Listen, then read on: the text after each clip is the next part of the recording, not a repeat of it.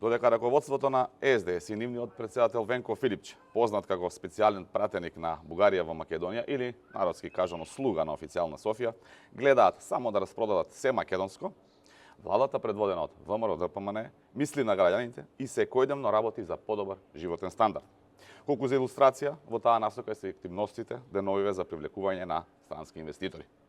Филипче и раководството на СДС се однесуваат целосно потронски кон Бугарија и официјална Софија. Веројатно, тоа го гледаат како единствен начин за доаѓање на власт. Но, актуелното државно раководство на прво место ја става сопствената држава Македонија, сопствениот јазик, идентитет и се што е македонско. Дека политиката која се води е во вистинска насока, неделава покажаа и истражувања на јавното мислење. Високи 80% се против вклучување на бугарите во уставот под диктат на официјална Софија. СДС мора да разбере дека со промовирање на идејата за бугари во устав не се става крај, туку само се отвораат низа на прашања и проблеми за Македонија.